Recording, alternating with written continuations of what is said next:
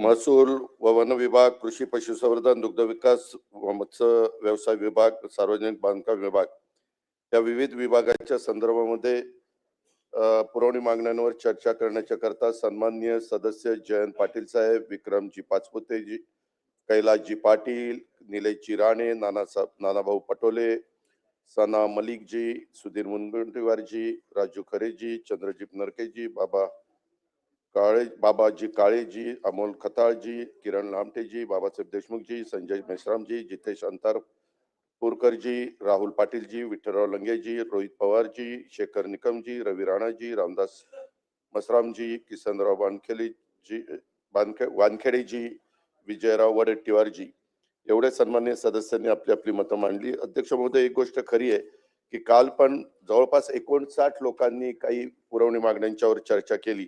रात्री उशिरापर्यंत चर्चा चालली होती, पण आज गिलोटीन असल्यामुळं दोन्ही बाजूच्या सन्माननीय सदस्यांना आपली आपली मतं मांडायची होती. आपले आपले त्या विभागाच्या संदर्भामध्ये जे काही विचार होते ते त्यांना मांडायचे होते, परंतु वेळेअभावी त्यांना मांडता आले नाही.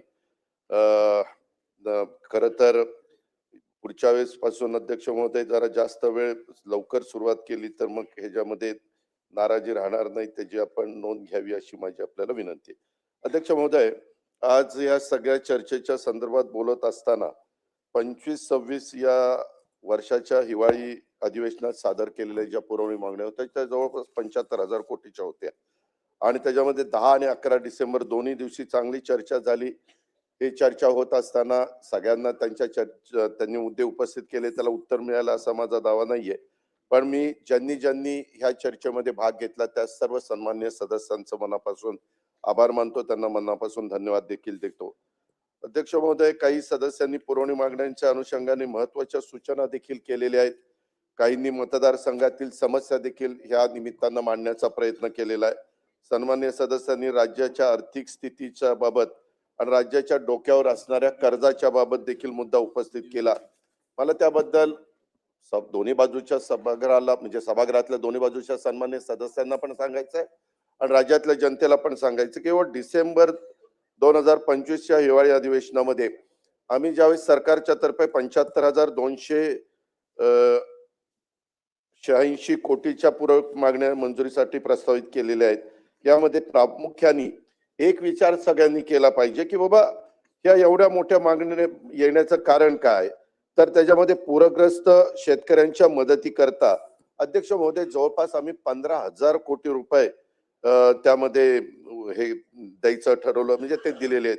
मुख्यमंत्री बाईराजा वीज सवलत मध्ये जवळपास 9,000 कोटी रुपये आम्ही ऍडिशनलचे द्यायचं त्याच्यामध्ये ठरवलेलं आहे. आपल्याला हे सगळ्यांना माहिती आहे की 12 वर्षांनी कुंभमेळा येत असतो, सिंहस्थ कुंभमेळा, त्याला 3,000 कोटी अध्यक्ष महोदय त्याच्यामध्ये आम्हाला द्यावे लागले. आणि सभागृहाला माहिती आहे की महात्मा ज्योतिराव फुले जनआरोग्य योजनेच्या वाढीव व्याप्ती दोन्ही बरेचसे सन्माननीय सदस्य म्हणायचे की काही आजार त्याच्यामध्ये तुम्ही अंतर्भूत करून घ्या, त्याची व्याप्ती वाढवा. उपचार मध्ये अंगीकृत रुग्णालयासाठी सुमारे 900 कोटी रुपये आणि संजय गांधी निराधार ह्याही सगळ्याच्या करता निधी हा जास्तीचा ठेवायला लागला. अध्यक्ष महोदय, दुसरं एक असं झालं, केंद्र सरकार जे पंतप्रधान नरेंद्र मोदी साहेबांच्या नेतृत्वाखाली काम करत आहे, त्यांनी यंदा काही हजार कोटी रुपये बिनव्याजी 50 वर्षाच्या परतफेडीनं वेगवेगळ्या राज्यांना द्यायचं ठरवलेलं आहे. तर त्याच्यामधनं जास्तीत जास्त रक्कम आपल्या राज्याला कशी बिनव्याजी 50 वर्षांनी परतफेड करायची, तोपर्यंत बिनव्याजी वापरायची, असं क्वचितच आपल्याला बघायला मिळतं. आणि ते 50 वर्ष बिनव्याजी कर्ज विविध योजना पण मॅचिंग ग्रँटच्या असतात केंद्र सरकारच्या, त्या योजनामध्ये देखील जवळपास आम्हाला 5,600 कोटी केंद्र हिस्सा प्राप्त होणार आहे आणि त्याकरता देखील मॅचिंग ग्रँट ठेवावी लागली. ह्या अशा सगळ्या जर रक्कम बघितल्या तर अध्यक्ष महोदय जवळपास 38,000 कोटीपेक्षा जास्तीची रक्कम त्याच्यामध्ये आपल्याला पाहायला मिळते. आणि त्यामुळं निश्चितच एक गोष्ट खरी आहे, मी आजपर्यंत अनेक अर्थसंकल्प सादर केले, इतरांनी पण समोरच्यांनी पण काहींनी सादर केले, परंतु डिसेंबरच्या पुरवणी मागण्यामध्ये 75,000 कोटी रुपयाचा आकडा कधी आलेला नव्हता. परंतु ते येण्यामागचं कारण बऱ्याच जणांनी मुद्दे, राहुलजी पाटलांनी पण सांगितलं, अनेकांनी सांगितलं की कृषीच्या बद्दल ह्या अडचणी येतात, इथं शेतकऱ्यांना त्रास होतो. अध्यक्ष महोदय, तेच दूर करण्याच्या करता आम्ही जवळपास पहिल्यांदा 33,000 कोटीचं पॅकेज आणि नंतर 11,000 कोटीचं पॅकेज, 44,000 कोटीचं पॅकेज एकंदरीत दिलं.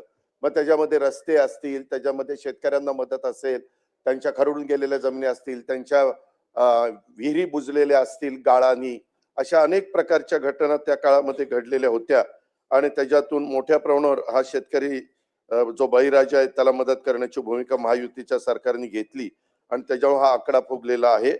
आता एक गोष्ट खरी आहे की हे सगळं करत असताना आता एकंदरीतच वर्ष अखेर खर्चावर आता नियंत्रण आम्हाला ठेवावं लागणार आहे.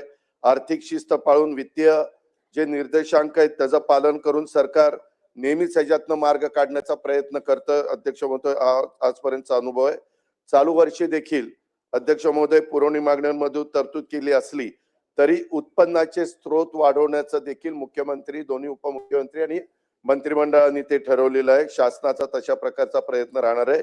त्याच्यामध्ये विशेषतः जीएसटी, वस्तू व सेवा कर, नंतर एक्साईज, उत्पादन शुल्क आणि खाणकाम यापासून मिळणारा महसूल वाढवण्याच्या करता आवश्यक त्या ज्या ज्या काही उपाययोजना करणं गरजेचं आहे त्या करण्याच्या करता शासन प्रयत्नशील राहणार आहे.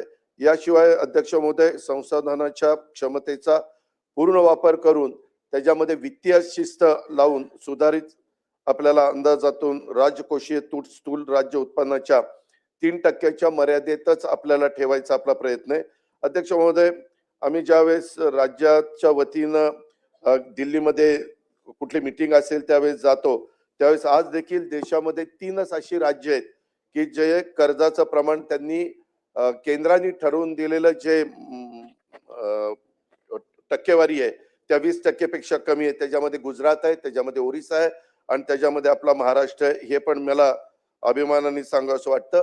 आणि बोलत असताना काही जण एकीकडे म्हणतात दिलं पाहिजे, एकीकडे म्हणतात 9 लाख कोटीचं कर्ज झालंय, परत म्हणतात नाही नाही अजून 2 लाख कोटी कर्ज काढा, काय बिघडत नाही, परंतु पैसे देऊन टाका. असं नाही, काही त्याला आर्थिक शिस्त ठेवावी लागते आणि त्या सगळ्या गोष्टीचा साकल्याने विचार करून हे महायुतीचं सरकार अध्यक्ष महोदय त्या ठिकाणी काम करतंय.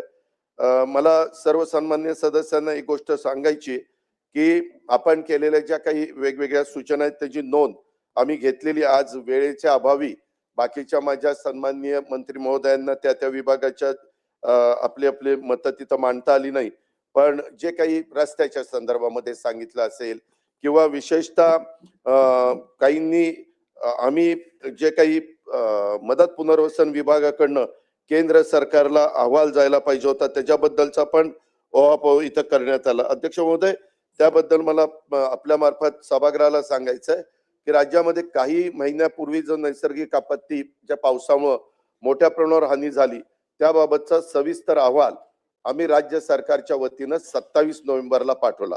दुसरा अहवाल 1 डिसेंबर रोजी पाठवला आणि ह्या अहवालामध्ये केंद्र शासनाला तो सादर केलाय.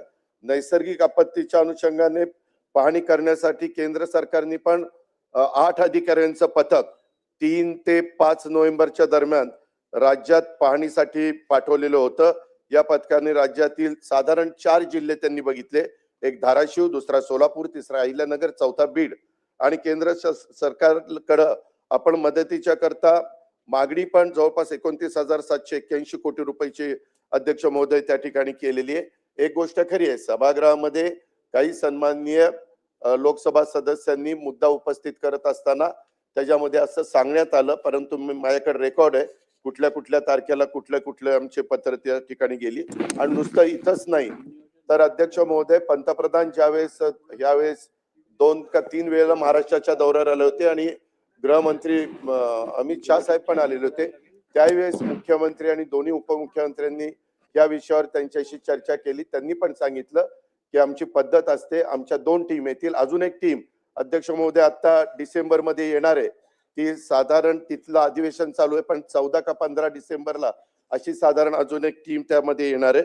आणि त्याच्यामुळं आपल्या राज्य सरकारकडनं जेवढे काही आम्हाला निधी उपलब्ध करून देता येईल तो तर करून देण्याचा प्रयत्न या बळीराजा करता, ह्या शेतकऱ्याच्या करता आम्ही केलेला आहेच. ते आमचं कर्तव्य आहे, त्या कर्तव्याच्याच भावनेतून अध्यक्ष महोदय आम्ही केलाय. पण त्याचबरोबर केंद्राचा पण आणि त्याच्यात त्या दोन्ही वेळेस म्हणजे गृहमंत्री अमित शाह साहेबांना आम्ही भेटलो आणि पंतप्रधान नरेंद्र मोदी साहेबांना भेटलो आणि शिवराज सिंह चव्हाण साहेबांना पण भेटलो आणि तिघांनी सांगितलं की तुम्ही काळजी करू नका. साधारण आमचं अशा प्रकारचं नैसर्गिक संकट देशातल्या कुठल्याही राज्यावर आलं तर त्याला मदत करण्याची भूमिका नेहमीच केंद्र सरकारने स्वीकारलेली आहे, घेतलेली आहे आणि त्याच्यातनं तुम्हाला आम्ही निश्चितपणे मदत करू. त्याच्यामुळे आम्हाला पण अपेक्षा आहे की तिथनं निश्चितपणे मदत होईल. त्याचबरोबर डीबीटी द्वारे देखील ह्या सगळ्या रकमा देण्याचा प्रयत्न, मग बियाणं असेल, इतर बाबींच्या करता असेल किंवा जे मदत आम्ही शेतकऱ्यांना केलेली आहे त्या मदतीच्या बाबतीमध्ये असेल ती पण देतोय. याच्या व्यतिरिक्त अध्यक्ष महोदय, जर कुठल्या सन्माननीय सदस्यांच्या मतदारसंघामध्ये काही शेतकऱ्यांचं नुकसान होऊन देखील त्यांना मदत राहिली असेल तर त्याच्याही संदर्भामध्ये दर आठवड्याला मुख्यमंत्री महोदय कॅबिनेट मीटिंग घेत असतात. त्या कॅबिनेट मीटिंग मध्ये पण आमचा आढावा असतो आपत्ती व्यवस्थापनाच्या संदर्भामध्ये आणि मदत पुनर्वसनाच्या संदर्भामध्ये, कृषीच्या बद्दल की काय काय परिस्थिती आहे आणि त्याचा आढावा घेऊन तशा प्रकारच्या सूचना ताबडतोब चीफ सेक्रेटरीला देऊन त्यांच्या मार्फत सगळ्या राज्यातल्या जिल्हाधिकाऱ्यांना तशा प्रकारच्या सूचना अध्यक्ष महोदय त्या ठिकाणी दिल्या जातात. ही पण गोष्ट मी सभागृहाच्या लक्षामध्ये आणून देऊ इच्छितो. अध्यक्ष महोदय, आज ह्या सगळ्या चर्चा होत असताना मला एक गोष्ट सभागृहाला सांगायची की मी आपल्या बाकीच्या सगळ्यांचाच जे विषय होते त्याला मी स्पर्श करू शकलो नाही, ही मी गोष्ट मान्य करतो वेळेअभावी.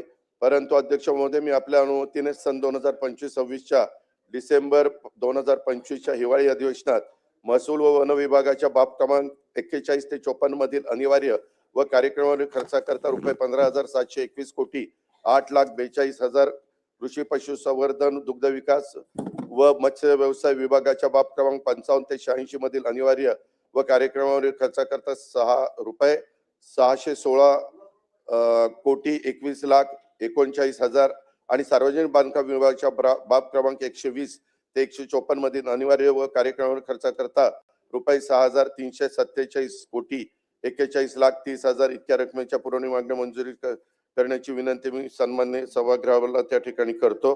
त्याचबरोबर अध्यक्ष महोदय, मी आपल्या अनुमतीनं 2025-26 या वर्षातील बाब क्रमांक 1 ते 497 मधील अनिवार्य कार्यक्रमावरील खर्चाकरता रुपये 75,286 कोटी 37,59,000 इतक्या रकमेच्या पुरवणी मागण्या एकत्रितरित्या मंजूर करण्याची विनंती देखील सन्माननीय सभागृहाला त्या ठिकाणी करतो. आणि जे बिलं राहिलेली आहेत त्याच्याबद्दल देखील आम्ही नियोजन केलेलं आहे. आम्ही टप्प्याटप्प्यामध्ये ती बिलं देणार आहे. शेवटी राज्य सरकारची एक वेगळी ओळख आहे, त्याला कुठेही डाग लागणार नाही अशा प्रकारची काळजी राज्याचे मुख्यमंत्री आणि आम्ही दोन्ही उपमुख्यमंत्र्यांना आमचं मंत्रिमंडळ घेतोय. ही पण गोष्ट आपल्या मार्फत मी राज्याला आणि राज्याच्या या सभागृहाला मी सांगू इच्छितो. धन्यवाद.